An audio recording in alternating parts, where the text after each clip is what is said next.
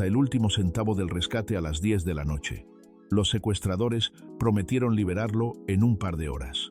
Una semana más tarde, hallaron su cadáver en un lote abandonado con un balazo en la cabeza. Ese hombre fue uno de los creadores de Bronco, y no fue el único en sufrir un destino brutal. De los 4 amigos que fundaron el grupo más importante de la música grupera, uno fue asesinado. Otro fue consumido lentamente por una sangre que tendría que haberlo salvado, y el tercero terminó acusando públicamente al cuarto de traición y robo ante toda la nación. Ese cuarto sigue cantando en solitario. Se llama Lupe Esparza. Y la historia real de Bronco no es una historia de gloria. Es una historia de traiciones, de un nombre robado, de muertos que nadie quiso explicar y de un compadre que lo señaló como ladrón frente a todo un país. Hoy vas a conocer 4 verdades que la industria sepultó durante décadas. La primera, ¿por qué Bronco desapareció en 1997? No fue para emprender carreras en solitario, como repiten las versiones oficiales. Alguien les arrebató hasta el derecho de llamarse por su propio nombre, y cuando quisieron regresar, descubrieron que ya era demasiado tarde. La segunda, el video donde Choche se quiebra en llanto cantándole adiós en la despedida de 1997. El instante preciso en que algo dentro de él presintió que jamás volvería a compartir un escenario con sus compañeros. Ese llanto en vivo, frente a millones de televidentes que nadie supo leer en su momento. La tercera, lo que ocurrió en 2012, el año maldito en que Bronco perdió a 2 de sus fundadores en apenas 7 meses. Uno ejecutado a pesar de que pagaron el rescate completo, otro muerto por una sangre que debía haberle dado vida. Y la cuarta, el documento legal en el que Ramiro Delgado acusa a su compadre de 30 años de robo y traición, el mismo hombre cuyo hijo Lupe sostuvo en la pila bautismal, el que lo llamó ratero ante todo México. Te voy a avisar cuando llegue cada una, pero si te vas antes del final, te perderás la traición que terminó de destrozar a Bronco para siempre. Y lo más difícil es esto. Cuando entiendes de dónde viene Lupe, entiendes por qué esa traición lo destruyó por dentro. Porque Lupe no le tiene miedo al trabajo duro, le tiene miedo al abandono. José Guadalupe Esparza Jiménez llegó al mundo el 12 de octubre de 1954, pero no nació en ninguna clínica ni hospital. No hubo médicos ni enfermeras, ni cunero, ni incubadora. Si te gusta este contenido, suscríbete para no perderte ninguna historia oculta. Nació en Hermenildo Galeana, un pueblo tan pequeño en Durango que ni siquiera figuraba en los mapas. Un rincón perdido donde el gobierno nunca se asomó, sin electricidad, sin pavimento, sin ley. Las noches eran oscuras de verdad. Cuando el sol se escondía, solo quedaban las velas y el miedo. El propio Lupe lo describió así: un pueblito inhóspito sin luz, un pueblito sin ley. Su madre se llamaba Ausencia y, como si el nombre fuera una profecía, la ausencia marcó a esa familia desde el principio. 12 hijos. Lupe fue el mayor, y desde que pudo caminar, tuvo que asumir responsabilidades que no le correspondían. Quizás tú también sabes lo que es eso: ser el mayor entre muchos hermanos, cargar con una obligación que nunca pediste. Su padre Calixto cruzó la frontera en busca de una vida mejor. Lo que encontró fue una celda. Lo encarcelaron en Estados Unidos por migración ilegal. La familia se quedó sola, 12 bocas sin padre, sin dinero, sin nadie que ayudara. Guarda ese detalle, lo del padre en la cárcel, porque va a importar más adelante. El niño Lupe cuidaba animales en el monte, largas horas de soledad absoluta, y ahí, entre cabras y silencio, comenzó a cantar. No porque quisiera ser artista, sino porque el silencio le pesaba demasiado. La voz era lo único que tenía. La música apareció así, no como vocación, sino como supervivencia. Pero lo peor todavía no había empezado. Cuando Lupe tenía 7 años, la familia emigró a Apodaca, Nuevo León, buscando oportunidades. Lo que encontraron fue rechazo. Lupe tenía ascendencia Odami, tepehuano del sur, raíces indígenas que se notaban en su piel morena, y los niños de la escuela no perdonan las diferencias. Lo discriminaban por su color, lo humillaban, le recordaban cada día que era distinto, que era indio, que no pertenecía. Esa discriminación lo marcó para siempre. la necesidad permanente de demostrar que valía, el hambre de ser aceptado que ningún estadio repleto podría saciar del todo. Porque las heridas de la infancia no se curan con el éxito. Se cargan, se esconden, pero siguen ahí. 1979. Apodaca, Nuevo León. 4 amigos deciden formar un grupo. Ninguno tiene dinero. Ninguno tiene contactos en la industria. Ninguno sospecha que está a punto de cambiar la historia de la música mexicana. Se llaman Los Broncos de Apodaca. El nombre lo eligió Lupe, porque vio pasar un carro de carreras con la palabra bronco y le gustó cómo sonaba. Así de simple, así de fortuito.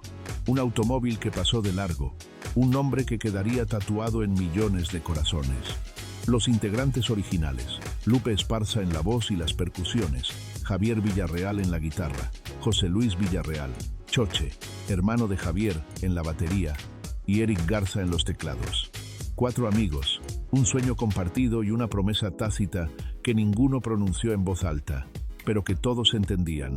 Uno para todos, todos para uno. Guarda esa frase, porque la vas a necesitar después. Lo que parecía un pacto eterno se convertiría en la ironía más cruel de sus vidas. En 1980 grabaron su primera canción, Quiero decirte. Nadie los conocía, nadie los ponía en la radio, nadie apostaba por ellos.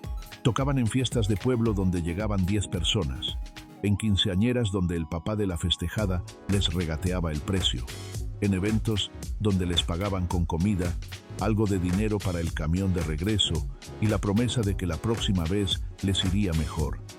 La próxima vez nunca llegaba, pero ellos seguían. Lupe trabajaba de albañil durante el día, cargaba costales de cemento y mezclaba mezcla bajo el sol de Monterrey. Llegaba a casa con las manos destrozadas, los músculos adoloridos, el cuerpo pidiéndole descanso, y por las noches ensayaba con sus compañeros. Mientras otros dormían, ellos soñaban. Mientras el mundo les decía que eso de la música no era para gente como ellos seguían tocando. Una mañana, mientras caminaba de su casa a la obra donde trabajaba, le llegó a la mente una melodía junto con unas palabras. La canción se estaba escribiendo sola en su cabeza, pero no tenía dónde anotarla. Buscó en sus bolsillos. Lo único que encontró fue un boleto de camión arrugado, papel barato, tinta corrida por el sudor.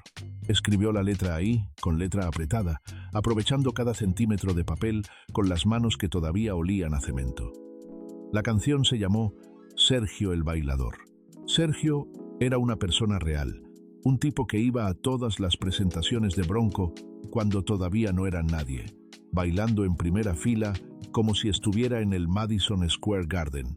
Sergio era un personaje que iba a todas nuestras presentaciones. Hace tiempo que no lo veo, diría Lupe años después.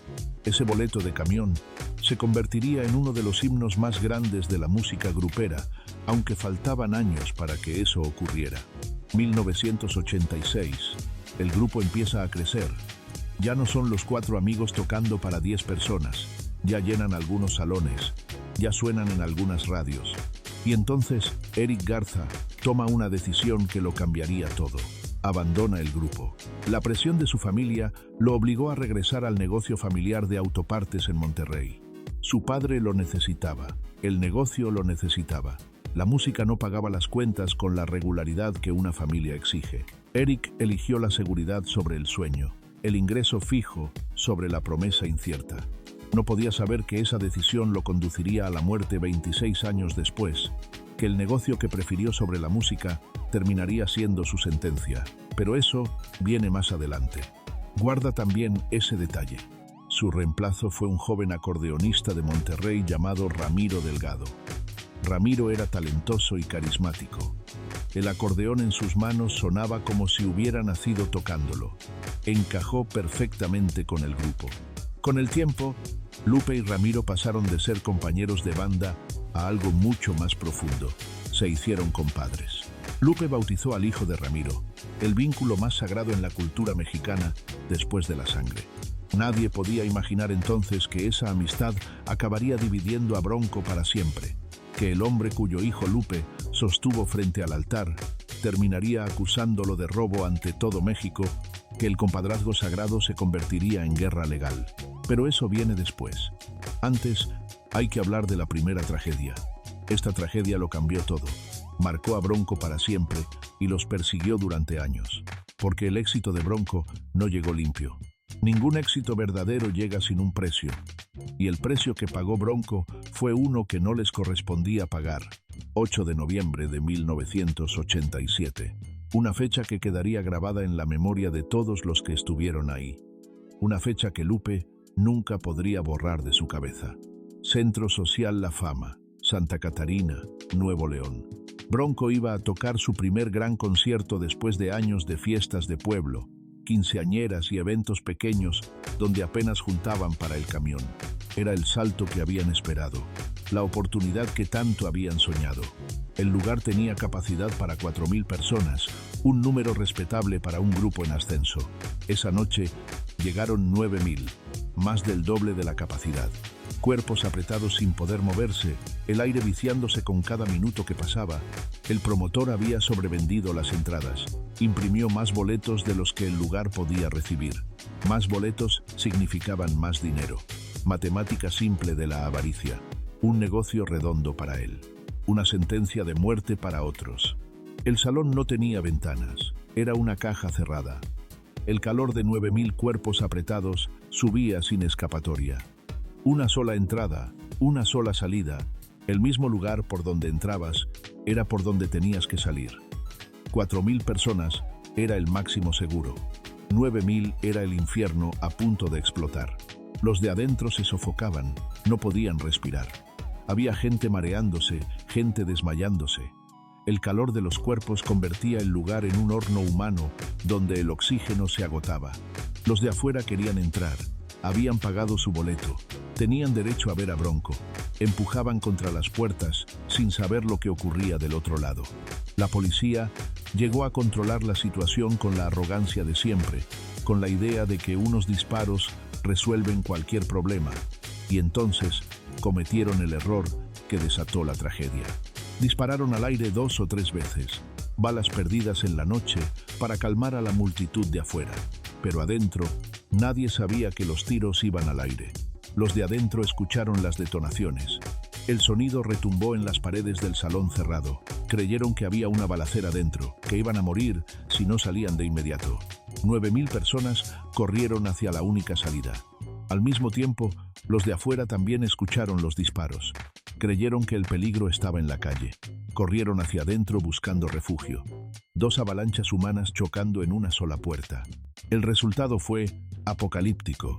Un infierno de cuerpos aplastados contra cuerpos, de gritos que nadie podía escuchar sobre el caos, de manos buscando algo de qué agarrarse, de uñas arañando paredes, de ojos desorbitados por el pánico, el olor a sudor y a miedo, el sonido de huesos quebrándose, el silencio repentino de los que dejaban de respirar. Entre 7 y 9 muertos, según las distintas fuentes. Cientos de heridos. Cuerpos aplastados contra las paredes. Gente pisoteada por la estampida. Jóvenes que solo querían bailar convertidos en víctimas de la codicia de un promotor. Bronco no se enteró esa noche. Los sacaron del lugar por una puerta trasera antes de que comenzara el caos. Les dijeron que había habido un problema, pero que todo estaba bajo control. Durmieron sin saber. Se enteraron al día siguiente por los periódicos, por las fotos de los cadáveres en primera plana, por los nombres de los muertos que comenzaron a circular. Nos sentíamos culpables psicológicamente, confesó Lupe años después. Piensa en eso un momento. Acostarte creyendo que tuviste un buen concierto. Despertar y descubrir que 7 familias perdieron a alguien por ir a verte. No era su culpa. Ellos no vendieron las entradas de más. Ellos no diseñaron un salón sin salidas de emergencia. Ellos no dispararon. Pero eso no importa. Cuando el dolor busca culpables, cuando 7 familias necesitan a alguien a quien señalar, cuando tu cara está en los carteles del evento donde murieron sus hijos. Bronco escribió, cumbia triste en honor a las víctimas. Era lo único que podían hacer.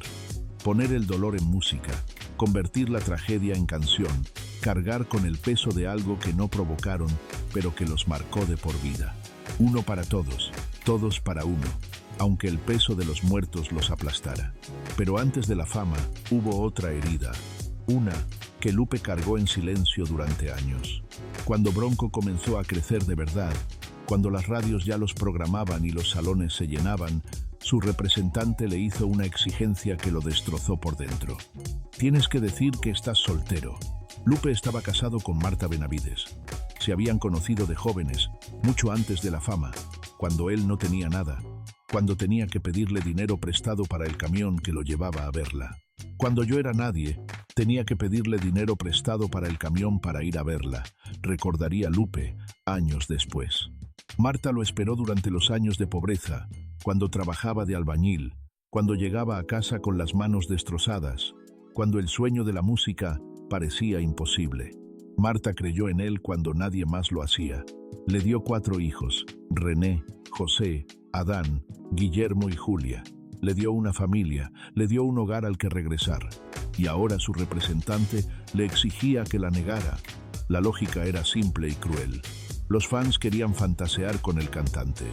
Un hombre casado no vende igual que uno disponible. Para las mujeres que compraban discos y boletos, Lupe tenía que ser un sueño alcanzable, un corazón sin ataduras. Lupe aceptó, no porque quisiera, no porque fuera fácil.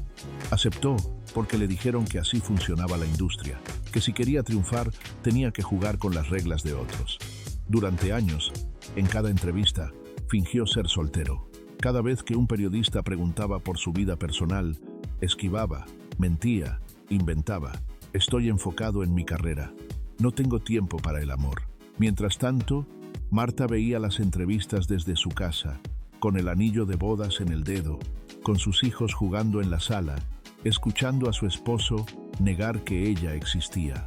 Imagina eso un momento. Ver a la persona que amas en televisión nacional fingiendo que no te tiene. Escuchar cómo esquiva las preguntas sobre su corazón cuando tú lo tienes completo. Guardar silencio mientras el mundo cree que está disponible. Quizás tú también has tenido que esconder algo que amabas para que otros no te juzgaran. Un amor que no podías mostrar. Una relación que tuviste que guardar en un cajón mientras el mundo te pedía ser otra persona. Hoy lo veo como la tontería más grande del mundo, diría Lupe décadas después. Pero en ese momento creí que era necesario. Le escribió Quiéreme como te quiero a ella, una canción de amor que millones de personas creyeron que era para un romance imaginario, para una musa ficticia. Era para Marta, para la mujer que esperaba en silencio mientras él fingía no tenerla, para la esposa invisible que cargaba con la casa, los hijos y el secreto. Marta nunca lo dejó, nunca le reclamó públicamente, nunca expuso la mentira. Siguen casados hasta hoy, más de 4 décadas juntos. Uno de los pocos artistas gruperos sin divorcios, sin escándalos de infidelidad, sin múltiples matrimonios, pero el precio fue ese. Años de negación pública, años de fingir que el amor de su vida no existía, años de mentirle al mundo sobre lo más sagrado que tenía.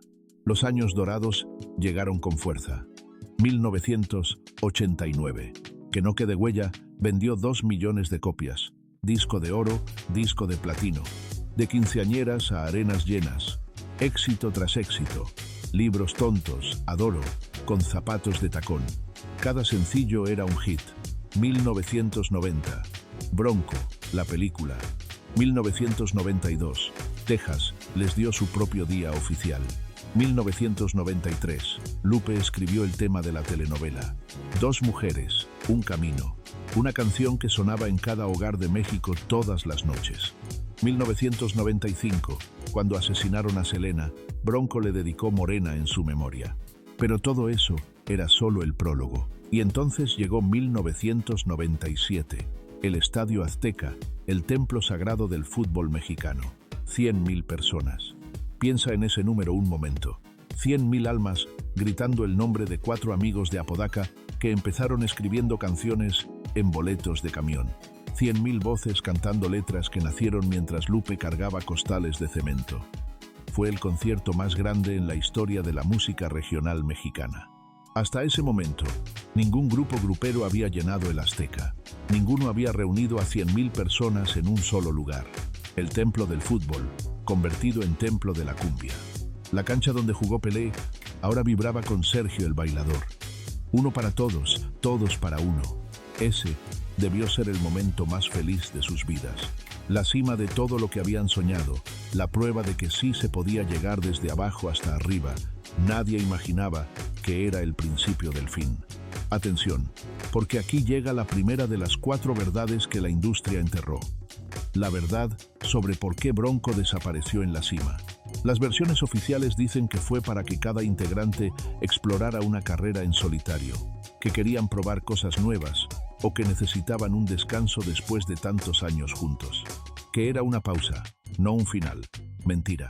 La razón verdadera es más simple y más dolorosa. Alguien les robó su nombre. Óscar Flores era el manager de Bronco, el hombre que les conseguía las presentaciones, el que negociaba los contratos, el que supuestamente velaba por sus intereses. Lo que Bronco no sabía es que Óscar Flores había registrado la marca Bronco a su nombre, sin decírselos, sin su consentimiento, sin darles opción a firmar nada. Legalmente, el hombre que les manejaba la carrera era dueño del nombre que ellos habían construido durante casi 2 décadas. El nombre que eligieron porque Lupe vio pasar un carro de carreras. El nombre que 100.000 personas gritaron en el Azteca ya no les pertenecía. Cuando Bronco decidió tomar distancia de Óscar Flores por los problemas con su representante, descubrieron la trampa. No podían usar su propio nombre.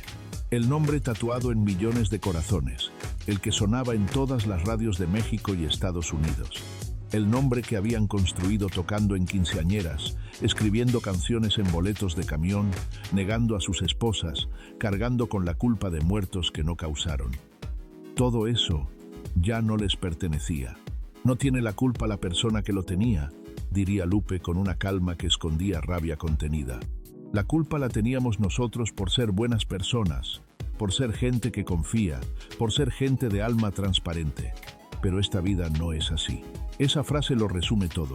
La confianza traicionada, la ingenuidad castigada, la buena fe convertida en debilidad.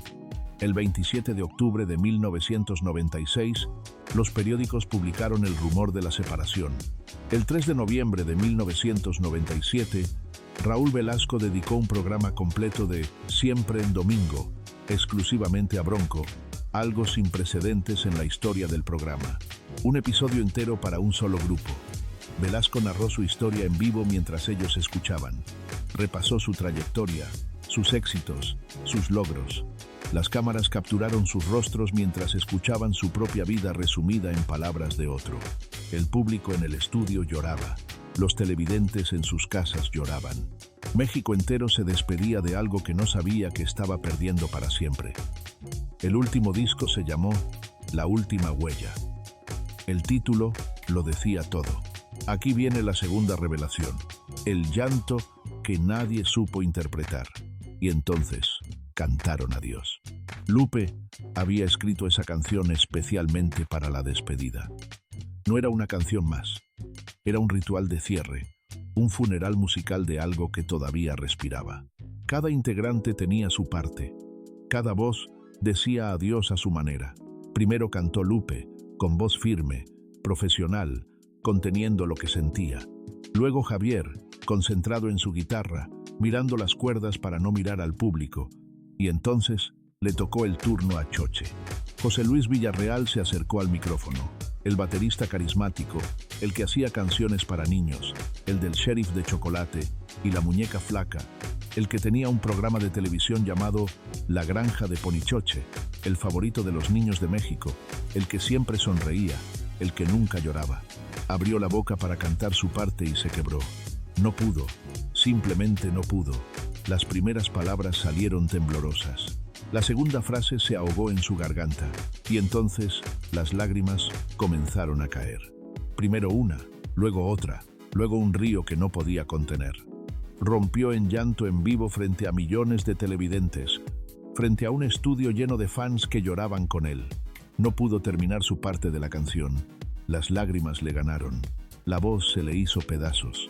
Los hombros le temblaban. El hombre que siempre tenía una sonrisa para los niños, lloró como un niño frente a todo México. El estudio quedó en silencio absoluto. Solo se escuchaban sus sollozos amplificados por el micrófono. Sus compañeros no sabían qué hacer. Lo miraban sin saber si abrazarlo o dejarlo. El momento se extendió, incómodo, devastador, dolorosamente real. Las cámaras no cortaron. Siguieron grabando cada lágrima, cada temblor, cada segundo de ese dolor que nadie esperaba ver. ¿Presentía algo? ¿Sabía en algún lugar de su alma que nunca más volvería a pisar un escenario con sus compañeros? ¿Intuía que ese adiós no era una pausa sino un final? Sentía que algo se estaba muriendo y no sabía qué. Guarda ese llanto en tu memoria, porque 15 años después encontrarían su cuerpo sin vida en un sillón de su propia casa. Y ese llanto, en Siempre en Domingo, sería lo último que muchos recordarían de él. Pero antes de hablar de eso, hay que contar lo que pasó entre medio. Bronco se separó, pero la vida de sus integrantes siguió.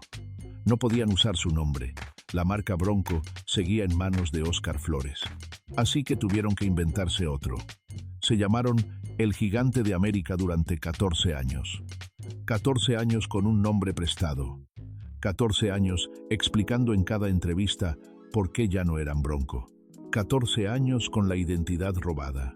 En 2003 intentaron reunirse formalmente, pero el problema legal seguía en pie. El nombre continuaba en manos de otro. No podían ser quienes siempre habían sido. Pero lo que vino después fue mucho peor que perder un nombre. Fue perder vidas. Mientras tanto, en Monterrey, la vida de Eric Garza había tomado un camino completamente distinto al de sus excompañeros. Eric, el tecladista original que se fue en 1986 porque su familia lo necesitaba en el negocio de autopartes, el que eligió la seguridad sobre el sueño, el que cambió los escenarios por un mostrador. Durante años esa decisión pareció la correcta. Tenía un negocio estable, una familia, una vida predecible. No tenía la fama de Lupe ni los aplausos de 100.000 personas, pero tenía paz, o eso creía. México había cambiado brutalmente desde 1986. El país que Eric conocía ya no existía. El crimen organizado había tomado el control de ciudades enteras. Monterrey, la ciudad industrial, la joya del norte, se había convertido en campo de batalla. La extorsión era el nuevo impuesto, el derecho de piso que cobraban los cárteles a cualquier comerciante. Si tenías un negocio, pagabas. Si no pagabas, desaparecías. Así de simple, así de brutal, así de México. En esos años, Eric se negaba a pagar. No por valiente, no por ingenuo. Se negaba porque creía que ceder era el principio del fin. Que pagar una vez significaba pagar para siempre. Que si les dabas un peso, hoy mañana querían 10. Que había que poner un límite en algún lugar, aunque el precio fuera alto. Quizás pensaba que su negocio no era lo bastante grande como para llamar la atención. Quizás pensaba que la suerte lo protegería. Quizás simplemente estaba cansado de vivir con miedo. 3 de febrero de 2012, un día que comenzó como cualquier otro. Hombres armados llegaron al negocio con la tranquilidad de quien hace un trámite rutinario. Secuestraron a Eric Garza junto con otros comerciantes de la zona. Los subieron a una camioneta y se los llevaron. El cártel exigió rescate, dio un plazo, dio instrucciones precisas, puso precio a la vida de un hombre de 56 años que solo quería vender autopartes y llegar a casa con su familia. La familia de Eric no dudó, no negoció, no pidió tiempo, no llamó a la policía, porque en esos años llamar a la policía era lo mismo que llamar a los criminales. Pagaron esa misma noche. A las 10 de la noche, en el punto acordado, entregaron el dinero completo, cada centavo que les pidieron, sin regatear, sin cuestionar. Los secuestradores tomaron el dinero, contaron los billetes, todo estaba en orden. Lo van a soltar en 1 o 2 horas, dijeron. Vayan a su casa y esperen. La familia esperó. 1 hora, 2 horas, 3 horas, toda la noche, todo el día siguiente, toda la semana. 7 días de silencio, 7 días de llamadas que nadie contestaba, 7 días sin saber si su padre, su esposo, su hermano estaba vivo o muerto. El 12 de febrero de 2012 encontraron su cuerpo en un terreno baldío de García, Nuevo León. Un disparo en la cabeza. El clásico tiro de gracia. Los ojos cubiertos con cinta adhesiva gris para que no pudiera ver a sus verdugos. 56 años de vida, terminados en un lote lleno de basura y maleza.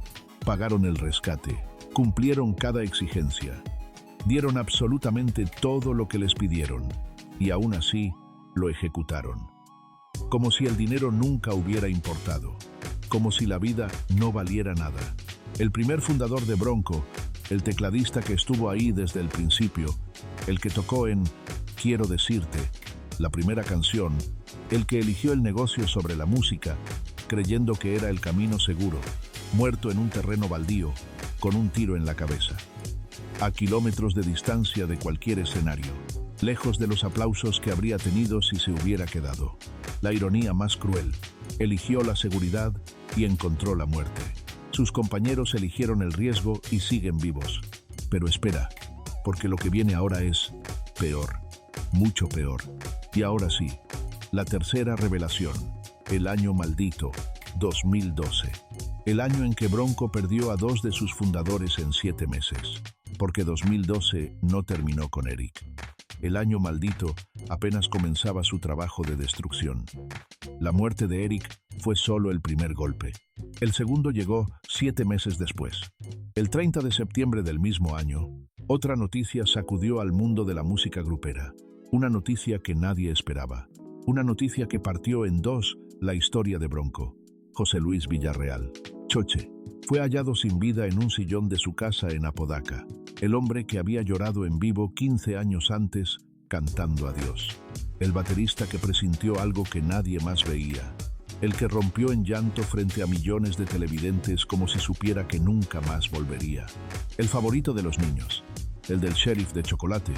El de La muñeca flaca. El que tenía un programa de televisión donde hacía reír a generaciones enteras. Muerto, solo, en su casa. 55 años de edad. La causa oficial: insuficiencia cardíaca por desequilibrio metabólico, complicación de una cirrosis hepática que llevaba años combatiendo en silencio. Cuando la noticia salió, mucha gente asumió lo que siempre se asume cuando escuchan cirrosis: alcohol, excesos, la vida de rockstar que cobra su precio. Pero aquí viene lo que casi nadie cuenta, lo que cambia toda la historia. Choche no tomaba alcohol. Su hermano Javier, el guitarrista de Bronco, lo confirmaría después en entrevistas. Él no bebía, no era parrandero, no llevaba la vida de excesos que muchos imaginan cuando piensan en estrellas de la música. La cirrosis no vino del alcohol, vino de algo mucho más injusto, vino de algo que debía salvarlo.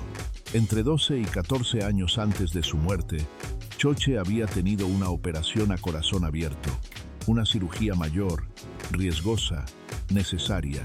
Durante la operación necesitó transfusiones de sangre, litros de sangre ajena entrando a su cuerpo para mantenerlo vivo. Mientras los cirujanos trabajaban en su corazón, la sangre que le dieron estaba contaminada. La sangre que debía darle vida terminó envenenándolo lentamente. Hepatitis que se convirtió en cirrosis. Cirrosis que fue destruyendo su hígado año tras año. Piensa en esa injusticia un momento. Vas al hospital para que te salven. Te abren el pecho, te reparan el corazón. Sobrevives la operación, sales caminando. Y años después descubres que la sangre que te dieron para vivir te está matando poco a poco. Choche llevaba un año alejado de los escenarios cuando murió.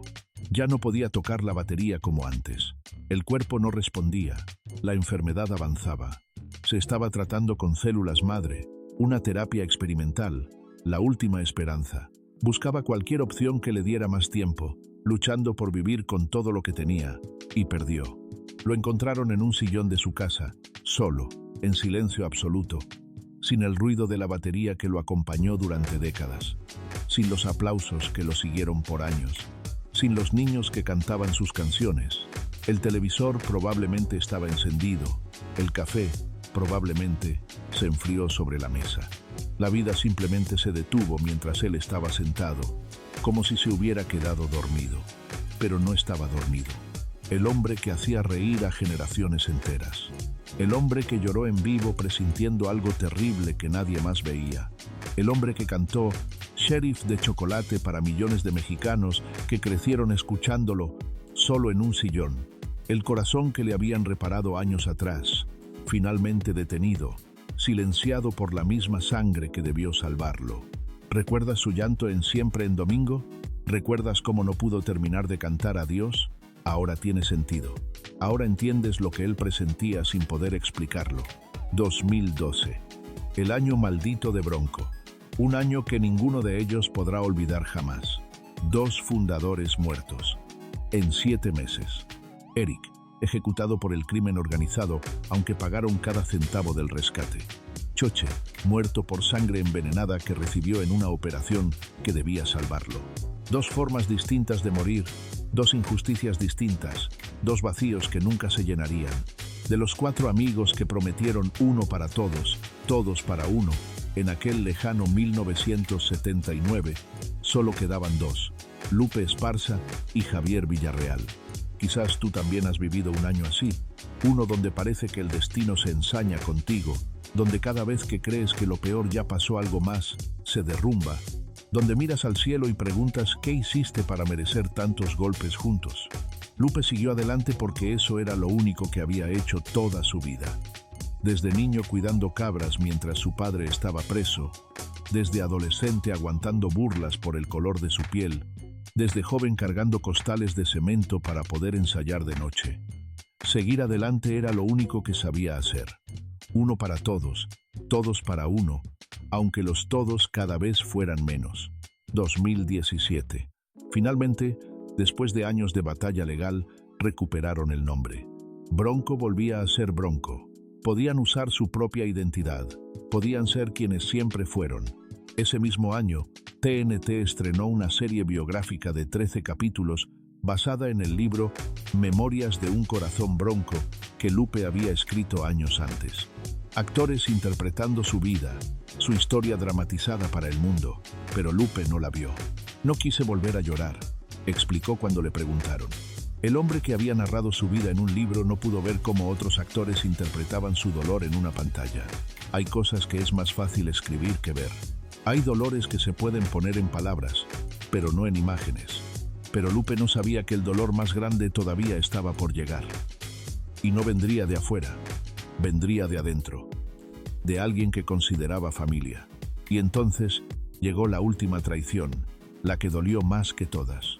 Aquí está la cuarta y última revelación, la traición que terminó de destruir a Bronco.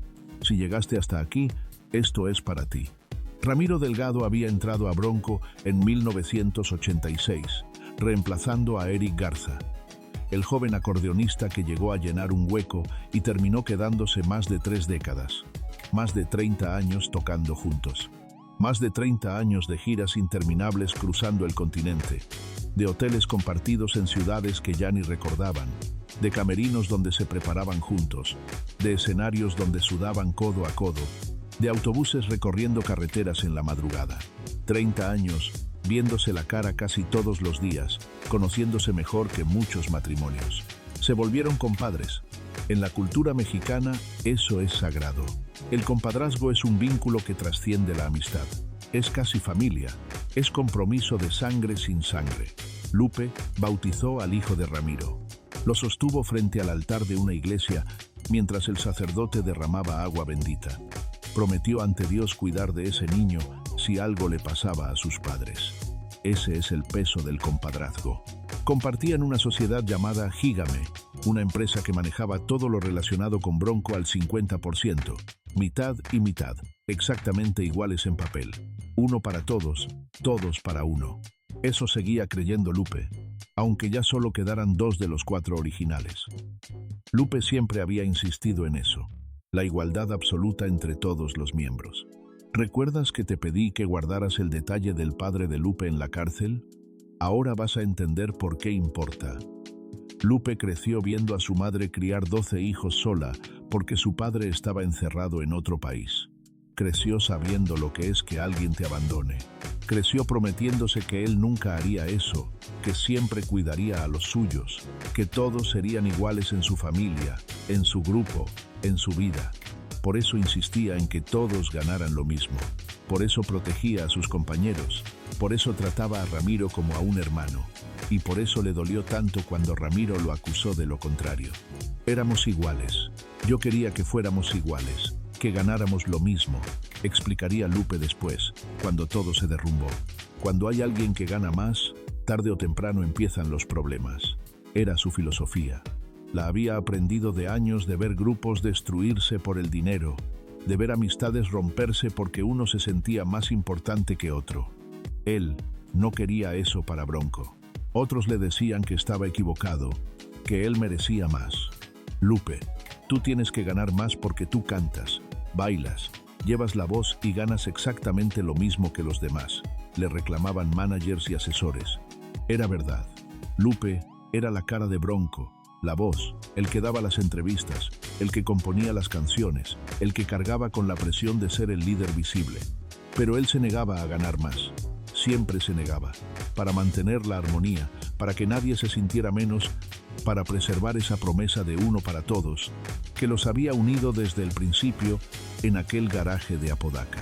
Lo que Lupe no sabía, lo que nunca imaginó, es que su filosofía de igualdad terminaría siendo usada en su contra. Que el hombre al que había tratado como igual durante 30 años terminaría sintiéndose insuficiente 1 de marzo de 2019. Una fecha que marcaría el fin de una era. La última presentación de Ramiro Delgado con Bronco. Ramiro tenía problemas de salud serios que ya no podía esconder. Presión arterial alta que no cedía con ningún medicamento. El cuerpo empezaba a cobrar las facturas de décadas de giras sin descanso. Ya no podía cargar el acordeón durante todo el show como antes. El instrumento pesa varios kilos. Sostenerlo durante horas mientras tocas requiere una fuerza física que los años van quitando sin pedir permiso. Lo que pasó después depende de quién cuente la historia, y las dos versiones son tan distintas que es difícil saber dónde está la verdad. Según Ramiro Delgado, me sentí maltratado tanto por él como por sus hijos, y me pagaron como si fuera una persona más. Y yo soy el fundador del grupo. Fundador. Esa palabra ardía, porque Ramiro no era fundador original. Había entrado en 1986. Los fundadores originales eran 4: Lupe, Javier, Choche y Eric. De esos 4, 2 ya estaban muertos y 1 estaba en guerra. Pero Ramiro sentía que 33 años de servicio lo habían convertido en fundador, que el tiempo y la dedicación merecían ese título. Me dijo, pasa por tu parte del dinero y se acabó, declaró Ramiro públicamente. Su voz temblaba de rabia contenida. Sus ojos mostraban el dolor de alguien que se siente traicionado. Acusó a Lupe de traición, de malos manejos económicos, de quedarse con dinero que no le correspondía, de tratarlo como empleado cuando debería ser socio. Dijo que Bronco cobra más de $1 millón por presentación y que quería saber exactamente a dónde iba cada centavo. Pidió una auditoría completa de las finanzas. Dijo que Lupe no le contestaba las llamadas, que lo evadía, que ni siquiera sus abogados lograban comunicarse. Somos compadres, pero ya le quiero devolver sus 20 pesos, declaró Ramiro en una entrevista que recorrió todo México. 20 pesos. El símbolo de algo roto, el dinero que Lupe le prestaba en los tiempos de pobreza, ahora convertido en insulto. La respuesta de Lupe fue devastadora. No puedo ser un delincuente, un maltratador y un ratero. 3 palabras: delincuente, maltratador, ratero. Las acusaciones de su compadre resumidas en su propia boca. Eso me dolió muchísimo de alguien a quien siempre protegí. Me puse a llorar porque yo no podía creer esas declaraciones. Sus ojos se humedecieron mientras lo contaba. Su voz se quebraba recordándolo. El hombre que había aguantado tanto, finalmente roto por palabras. Lupe Esparza. El hombre que aguantó discriminación de niño. El que negó a su esposa durante años. El que cargó con la culpa de muertos ajenos. El que perdió 2 compañeros en un mismo año. Ese hombre lloró por las palabras de su compadre, y luego añadió la frase que cerró la puerta para siempre. Los puentes se rompen para siempre. En septiembre de 2019, Ramiro demandó formalmente a Bronco y sus administradores. Presentó papeles ante un juez. Pidió congelar el flujo de nóminas. René Esparza, el hijo de Lupe, es el administrador único de Gigame. Las cuentas se congelaron del 10 de septiembre al 3 de octubre. El compadrazgo sagrado se convirtió en expediente judicial. Lo que debía unirlos para siempre los separó en tribunales. Pero la traición no terminó ahí. porque el dolor, como aprendería Lupe, se hereda. Y la historia se repitió una generación después, como si el sufrimiento fuera hereditario, como si las maldiciones pasaran de padres a hijos. Ramiro Jr., el hijo de Ramiro Delgado, era tecladista y acordeonista de Bronco. Trabajaba con el grupo a pesar del conflicto de su padre. Intentaba mantenerse neutral, intentaba separar la música de la guerra. En enero de 2021 anunció su salida. Convocó una conferencia, dijo que era para alejarse de la música, que necesitaba un descanso, que quería explorar otras cosas. Dijo todo eso llorando. Según Lupe, estaba llorando mientras decía que dejaba la música. Mentira. Poco después formó su propio grupo, Delgado Norte. No dejó la música, dejó a Bronco, pero siguió tocando. Lupe lo supo. No resultó lo que nos afirmó. Nos dijo llorando que dejaba la música. Otro que se fue mintiendo. Otro que cerró una puerta con palabras falsas. Otra traición envuelta en lágrimas. Piensa en el contraste un momento. 1979. 4 amigos, en un garaje de Apodaca, prometiendo estar juntos para siempre. 2021. Un hombre de 70 años viendo cómo el hijo de su compadre le miente en la cara antes de irse. 42 años. De la promesa a la traición. Del uno para todos al sálvese quien pueda. Hoy Ramiro Delgado está fuera de Bronco. Lidia con depresión, según ha declarado. El hombre que tocó el acordeón en Que no quede huella, en Sergio el Bailador, en cada éxito de más de 3 décadas, ahora lucha contra sus propios demonios. Cuando le preguntan a Lupe sobre una reconciliación, la respuesta es siempre la misma. Sería como una burla para mí compartir escenario. Los puentes se rompen para siempre. No hay regreso, no hay perdón. Lupe Esparza tiene 70 años hoy. Y aquí viene algo que mereces saber por haberte quedado hasta aquí. ¿Recuerdas a Javier Villarreal? El guitarrista, el hermano de Choche, uno de los 4 fundadores originales. Javier sigue vivo y no está en Bronco. Se fue en silencio después de enterrar a su hermano. De los 4 que empezaron en aquel garaje, el único que permanece en el grupo es Lupe. Solo. Pero hay más. ¿Recuerdas la película de Bronco de 1990? Lo que nadie te contó es que fue un desastre financiero. Choche lo confesó. Perdieron entre 200 y 300 millones de pesos. ¿Y sabes quién apareció en los créditos como productor? Óscar Flores, el mismo manager que después les robaría el nombre. Pero Óscar Flores no puso un solo peso. Ramiro lo confirmó. Óscar no la produjo. Nosotros lo pagamos. Se puso el crédito de productor sin producir nada. Mientras ellos perdían millones, él ponía su nombre en la pantalla y después les robó el nombre del grupo. Javier declaró: ganaron todos menos nosotros. Lupe lo admitió. Cuando tienes el éxito, te sientes levantado del piso.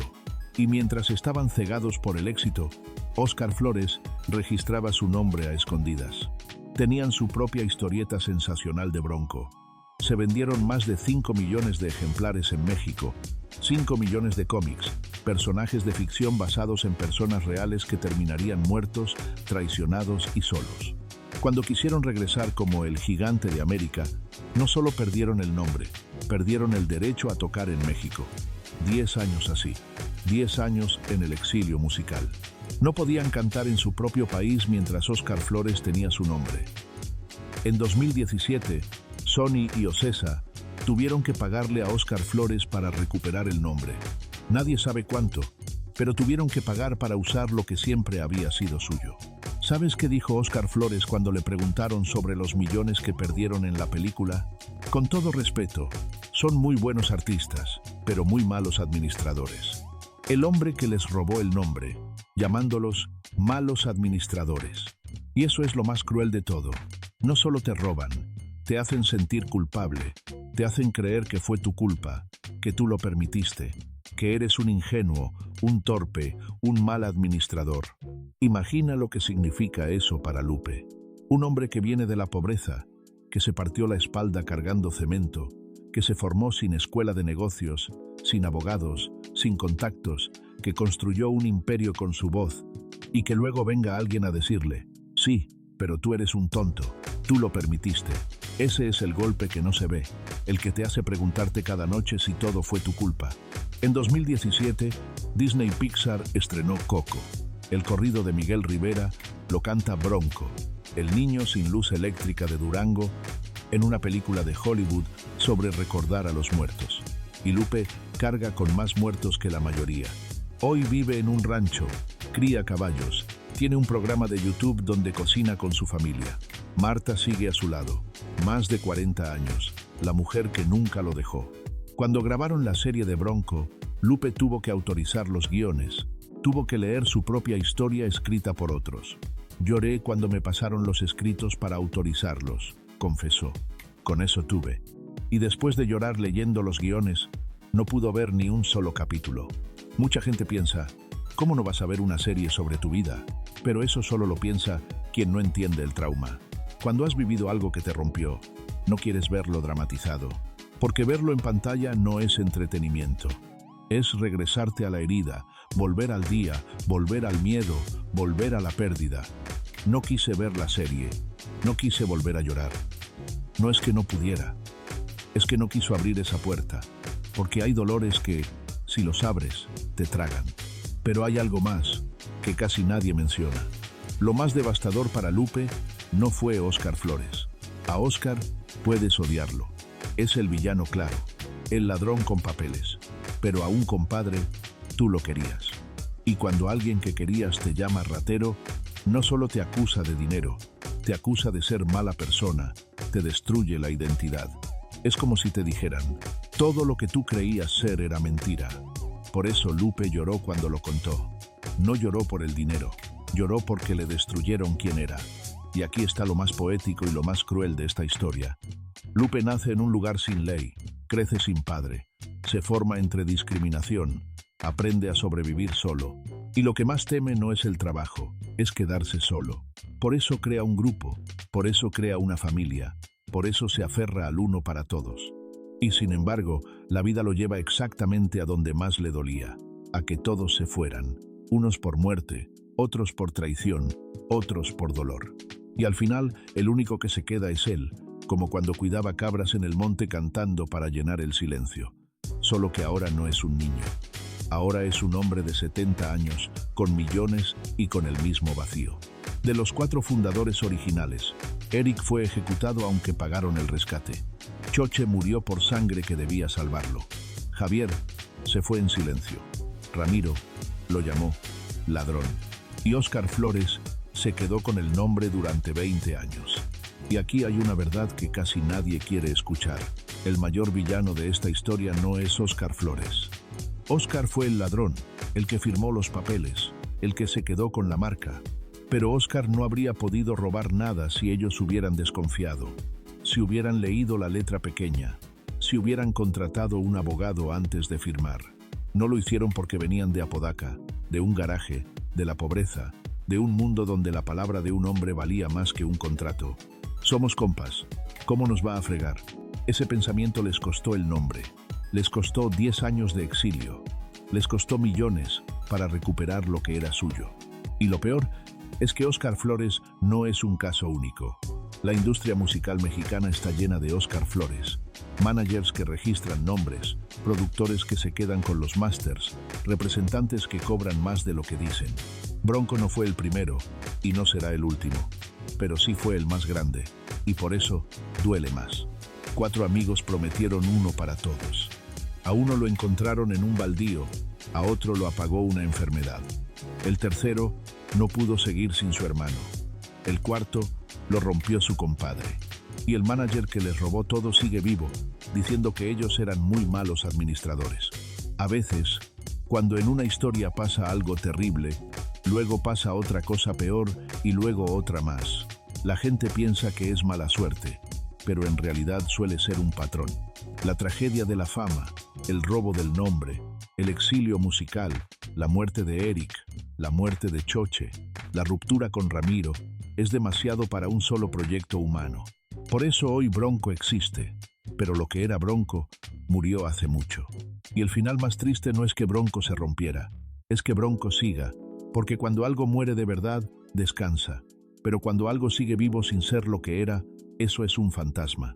Bronco hoy es un fantasma que canta, una marca que se sostiene por nostalgia, con una promesa rota que aún se vende en boletos. Y Lupe es el guardián de ese fantasma, el hombre que sostiene el nombre y al mismo tiempo carga con los muertos. Al final no hubo todos, solo quedó Lupe. Pero hay una última capa, la que no sale en documentales, la que no cabe en una entrevista. Porque cuando una banda se destruye, no se destruye solo por un manager, ni solo por una marca robada, ni solo por dinero. Se destruye por algo más antiguo y más tóxico, la duda. ¿Cuántas veces habrá mirado Lupe a Ramiro en el escenario y pensado, estará contento con lo que gana? ¿Cuántas veces habrá mirado Ramiro a Lupe y pensado por qué él decide todo? ¿Cuántas veces habrán visto Choche y Javier las peleas y pensado, ¿cuánto más va a durar esto? Esas preguntas no se hacen en voz alta. Se piensan en silencio, se mastican de noche, se tragan con el desayuno y un día explotan. Lo más cruel de lo de Óscar Flores no fue solo que registrara el nombre. Lo más cruel fue que les enseñó a desconfiar. Después de Óscar, ya nada era seguro, ya nadie era de fiar. Y lo más cruel de lo de Ramiro no fue solo la demanda. Fue que confirmó el miedo, que demostró que sí, que hasta tu compadre puede apuñalarte, que la familia de escenario no es familia de verdad. Cuando te roban, te recuperas. Cuando te demuestran que tenías razón en desconfiar, eso no se cura. Y aquí viene lo más triste. Un concierto de Bronco hoy. La gente va con su familia, va con una sonrisa, va por nostalgia, va por la canción que bailaron en su boda, en su quinceañera, en su pueblo. Y Lupe está ahí arriba cumpliendo, profesional, fuerte, sonriendo. Pero por dentro es otra cosa. Porque hay canciones que para el público son fiesta y para el cantante son dolor. Adiós, para la gente, es una rola. Para Lupe es un funeral. Sergio el bailador, para la gente, es un recuerdo. Para Lupe, es el inicio de todo y el fin de todo. La música le dio todo, pero también lo obligó a revivirlo todo. Cada noche. 70 años, 11 millones de dólares, 7 nietos, una esposa que nunca se fue, y un escenario donde canta rodeado de gente pero completamente solo. Si alguna vez cantaste una rola de Bronco en una fiesta, si alguna vez bailaste Sergio el bailador, si alguna vez gritaste que no quede huella, recuerda esto. Detrás de esa cumbia hay un hombre que pagó con su vida emocional para que tú tuvieras un recuerdo feliz. Detrás de esa fiesta hubo sangre, hubo traición, hubo exilio, hubo funerales. Y aún así Lupe sigue, porque la música nunca lo abandonó. Los humanos sí. El niño discriminado por su piel se convirtió en ídolo de millones. El albañil que escribía en boletos de camión llenó el Estadio Azteca. El hombre que le temía al abandono terminó abandonado por todos. El artista que confió en su manager terminó pagando para usar su propio nombre.